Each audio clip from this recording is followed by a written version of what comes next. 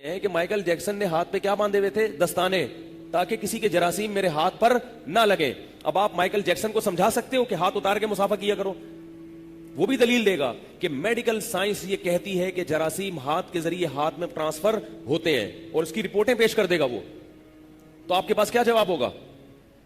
وہ کہے گا بھائی فلاں سن میں 1920 میں یو کے میں ایک آدمی نے کسی کو ہاتھ ملایا تھا، رپورٹ یہ کہتی ہے، تو جراثیم اس کے ٹرانسفر ہوئے تھے اور وہ مر گیا تھا.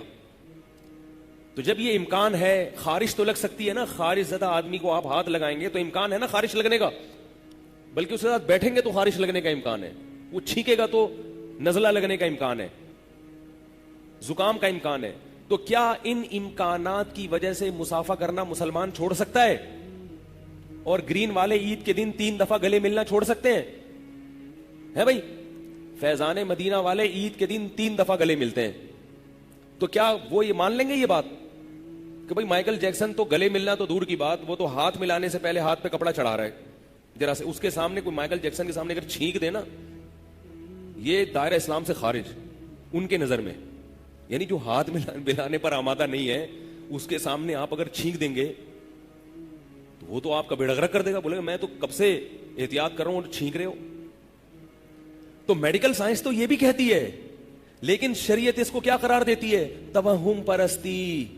شریعت کہتی ہے وہ 1901 میں ایک آدمی نے فلاں سے مسافہ کیا تھا تو مر گیا تھا، 1901 سے اب تک کروڑوں لوگ کروڑوں سے گلے مل رہے ہیں اور نہیں مر رہے. تو ان کروڑوں کو دیکھو گے یا 4-6 واقعات کو دیکھو گے؟ بھائی سمجھ لو کیا کہنا چاہ رہا ہوں میں. ہم صبح و شام مسافے کرتے ہیں، اور ہو سکتا ہے ہم میں بہت سے لوگ مرے بھی ہوں، ہمیں پتہ ہی نہ ہو. تحقیق کرے تو وہ مردے سے اٹھا کے پوچھیں گے تو مردہ کہے گا میں نے وہ فلاں سے گلے ملا تھا تو وہ جراثیم ٹرانسفر ہو گئے تھے. تو ہم جواب میں کیا کہیں گے؟ بس یار مرنا تھا تو ہو گئے، اب یہ تھوڑی کہ گلے ملنا ہی چھوڑ دو. تو پاگل پنے والی باتیں ہو جائیں گی. ہاں جزام کا مریض ہے، کوڑ کا مریض ہے، اس سے گلے نہ ملے، کہ پھوڑے پھنسیاں بہت زیادہ نکلے ہوئے ہیں تو بھی گلے مل لیں آپ، گلوں سے کچھ نہیں ہوگا، بس زیادہ فری نہ ہو اس سے. اس کے پھوڑے باقاعدہ سونگ رہے ہیں آپ، یہ غلط ہو جائے گا. یہ ضرورت، اس کی ضرورت بھی نہیں ہے.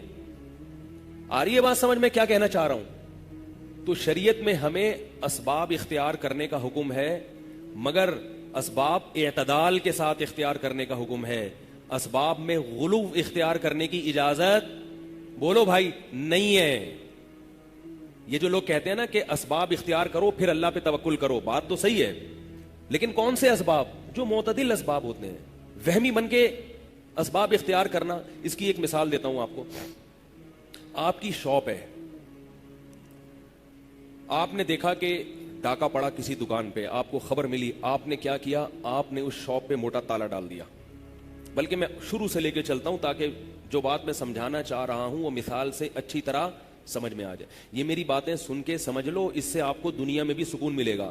خاص طور پہ جو ہمارے مسلمان یورپ امریکہ میں رہتے ہیں وہ بالکل پاگل ہو جاتے ہیں، اور جو لبرل طبقہ ہے نا، جو مذہب سے دور بھاگتا ہے، وہ تو بالکل، اس کو تو سائیکولوجسٹ کے پاس لے جانا پڑتا ہے، سائیکیٹرک کے پاس لے جانا پڑتا ہے. وہ تو اتنے پاگل ہو جاتے ہیں، یہ بھی نہیں، یہ بھی نہیں، یہ بھی نہیں، یہ بھی نہیں. او بھائی کیا کر رہے ہو تم؟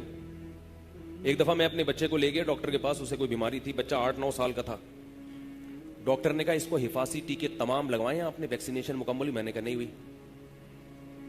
ڈاکٹر 6 فٹ اچھلا ہے، کیا کر رہے ہو آپ بچوں کے ساتھ ظلم، کیا کر رہے ہو، کیا ہو رہا ہے یہ؟ میں نے کہا میرے ماشاءاللہ 11 بچے، ایک کی بھی ویکسینیشن نہیں ہوئی، تو آپ کو تو 11 دفعہ کم از کم 6 فٹ اچھلنا چاہیے.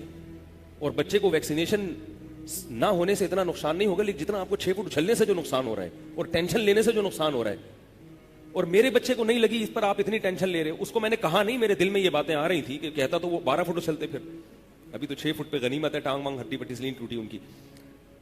اگر میرے بچے کو نہیں لگا، اس پہ ڈاکٹر اتنا اچھل رہا ہے، تو ڈاکٹر کے اپنے بچے کو اگر نہ لگا ہوتا تو مر چکا ہوتا. تو اب آپ بتاؤ، ٹیکا نہ لگنے سے اتنا بڑا نقصان ہوا جتنا اس ڈاکٹر کو ٹیکا نہ لگنے کے تصور سے ہو رہا ہے. کہنے لگے تم مانتے نہیں ہو حفاظتی ٹیکوں کو؟ میں نے کہا مانتے ہیں ڈاکٹر صاحب، ویکسینیشن ہے، ڈاکٹروں کی ایک ایجاد ہے، لگ جائے اچھی بات ہے، نہیں لگے تو اتنا پاگل ہونے کی ضرورت؟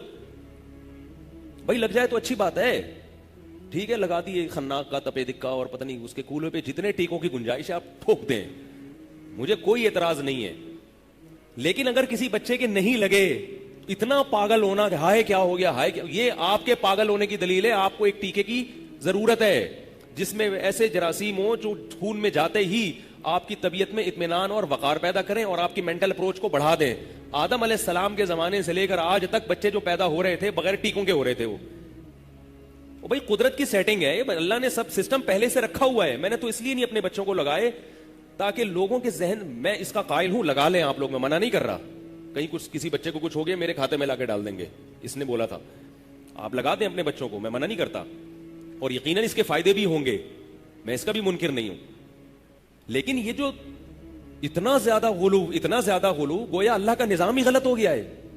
اللہ جو انسان کو پیدا کر رہا ہے اس نے کوئی سسٹم نہیں رکھا بچے کے جسم میں.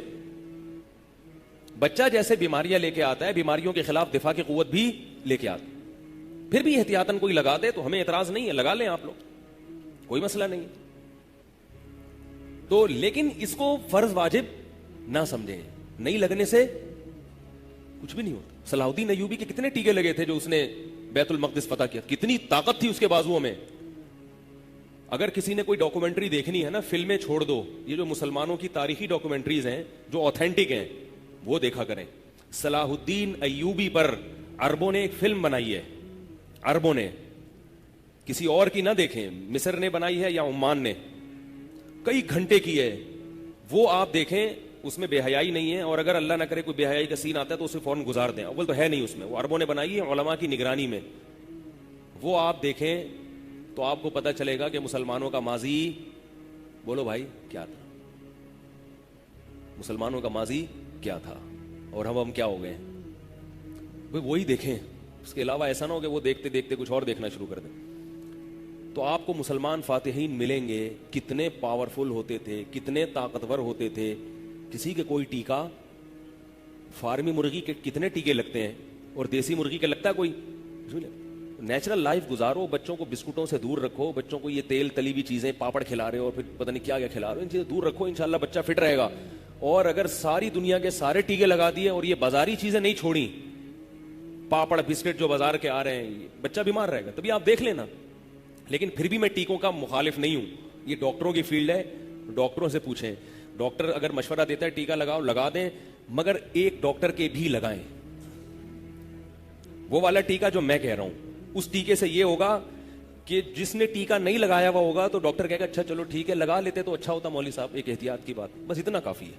اگر ڈاکٹر مجھے یہ کہتا کہ مفتی صاحب آپ نے بچوں کو ٹیکے نہیں لگائے, لگا لیتے یار, ساری دنیا لگا رہی ہے, آپ بھی لگا لیتے, وہ کہتا اچھا ڈاکٹر صاحب غور کروں گا میں, ٹھیک ہے آپ کا مشورہ اچھا, اتنا کہتا تو ٹھیک ہے. وہ جو 6 فٹ اچھلا ہے نا, تو میں نے کہا یہ ذرا معاملہ کیا ہو گیا, خراب ہو. تو اب میرے پاس الحمدللہ دلیل ہے, میرے اللہ کے شکر ہے بچے ہیں. کوئی ڈاکٹر 6 فٹ اچھلے اس کو میرے پاس لے آؤ کہ بھائی ان کے تو کسی بچے کو ٹیکا نہیں لگا, اللہ کا فضل ہے, اچھلتے کودتے, اللہ نظر بس سے بچائے, سب فٹ فاٹ, اسکول میں سب سے اچھے نمبر لیتے ہیں اور ہر وقت ایکٹیو ماشاءاللہ, کھاتے ہیں پیتے ہیں, دوڑتے ہیں بھاگتے ہیں, شکایتیں لگاتے ہیں ایک دوسرے کی, جو بچوں کی عادت ہوتی ہے, فٹ فاٹ ماشاءاللہ, خد نکال رہے ہیں, بڑے ہو رہے ہیں. تو یہ وہ اسباب ہیں کہ جس میں شریعت نے ہمیں اعتدال کا حکم دیا ہے, وہمی بننے کی اجازت نہیں. اور اگر پھر بھی کسی بچے کو اللہ نہ کرے کچھ ہو گیا تو اللہ پہ توکل کرو بھائی, چلتا ہے بھائی, ہوتا ہے. تو اعتدال. ایک صاحب نوجوان میرے پاس آئے, روزانہ ملاقات ہوتی تھی میری ان سے, کوئی میٹنگ تھی, کہتے آج میں ٹائیفائڈ کا ٹیکا لگا کے آ رہا ہوں, ٹائیفائڈ یہ کوئی بیماری. اگلے دن آئے کہہ رہے ہیں آج میں نے گردن توڑ بخار کا بھی لگوا لیا, اگلے دن آج میں نے فلانی بیماری کا, آج میں نے فلانی بیماری کا, آج جتنی بیماریاں دنیا میں پائی جاتی ہیں جن کے ٹیکے ایجاد ہو چکے ہیں وہ سارے انہوں نے لگوا لی. میں نے کہا اللہ کے بندے کیا کر رہے ہو, کوئی بیماری پھیلی ہوئی ہے ہمارے معاشرے میں اگر, یا پھیلنے کا شدید خطرہ ہے, اس کا احتیاطاً لگا لیں آپ. خام خام وہم کی بنیاد پہ یہ نہ ہو جائے, وہ نہ ہو جائے, یہ نہ ہو جائے, اپنی جو ہے نا وہ کولے بھی سجائے ہوئے ہیں اور بازو بھی سجا کے آئے ہوئے. کیا کر رہے ہو یہ؟ اللہ پہ توکل کرو, اللہ پہ اعتماد کرو. میں نے کہا اللہ جب مارنے پر آئے گا تو جو ٹیکا جس بیماری کا لگا ہے نا وہی ٹیکا بیماری کا ذریعہ بن جائے گا. بعض دفعہ ایسے ہوا ہے کہ ہیپاٹائٹس کا انجیکشن ڈالا گیا اور بندے کو ہیپاٹائٹس ہو گیا, ایسا بھی ہوا ہے.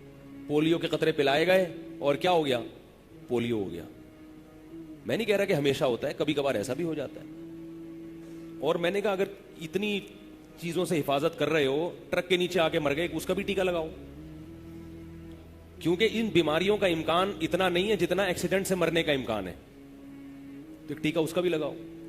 پتہ نہیں کہاں. تو جب اتنی چیزوں میں توکل کر رہے ہو تو اس میں بھی ہاں ایسی بیماری جو واقعتاً جس کا خطرہ ہو آپ کے ملک میں پھیل رہی ہو تیزی سے, اس میں آپ کر لیں, ویکسینیشن کر لیں. اسی طرح جو لوگ حج عمرے پہ جاتے ہیں تو زکام لازمی ہوتا ہے الا ماشاء اللہ, کیونکہ وہاں مجمع اتنا زیادہ ہوتا ہے کہ وہ پتہ نہیں کیسے کیسے بعض مریض بھی دنیا سے آئے ہوئے ہوتے ہیں, تو اس میں انسان احتیاطاً زکام کا ٹیکہ لگا لے تو ٹھیک ہے, کیونکہ وہاں جب بیمار پڑتا ہے تو جب تک واپسی نہ ہو ٹھیک ہونے کا نام نہیں لیتا. مجھے تجربہ ہے 3-4 دفعہ کا کہ وہاں جا کے کسی کو چھینک آ گئی تو اب چھینک کا مطلب کیا, یہ کب رکے گی, جب آپ جہاز میں بیٹھ کے وہاں سے باہر نکلیں گے, کیونکہ وہاں 100 قسم کے مریض آئے ہوئے ہوتے ہیں. تو میں جو بھی حج عمرے پہ جاتا ہوں اسے کہتا ہوں اینٹی الرجی اپنے ساتھ رکھو. حالانکہ میں دواؤں کا قائل نہیں ہوں, دواؤں سے لوگوں کو دور رکھتا ہوں میں, کوئی بات نہیں چھینک آ گئی تو برداشت کرو یار, خود ہی ٹھیک ہو جائے گی. لیکن جو حج عمرے پہ جاتا ہے تو وہاں مشاہدہ ہے, تجربہ ہے کہ زکام ہوتا ہے, الرجی ہوتی ہے, اینٹی الرجی اپنے ساتھ رکھیں. جیسے ہی پہلی چھینک آئے فوراً کھا کے سو جائیں, کیونکہ وہ آ جائے گا قابو میں. کیونکہ اگر قابو میں نہیں آیا, زکام ہو گیا, تو وہاں کا پھر زکام بڑا خطرناک ہوتا ہے. یہ تجربہ ہے, بیمار پڑ جاتے ہیں لوگ, پھر نہ حج کی ادائیگی ہوتی ہے نہ عمرے کی ادائیگی ہوتی ہے. تو ایسی کوئی کنڈیشن ہو تو ٹھیک ہے. خام خامے آپ گولیاں کھا رہے ہیں, کہیں یہ نہ ہو جائے کہیں وہ نہ ہو جائے, تو یہ وہمی ہونے کی علامت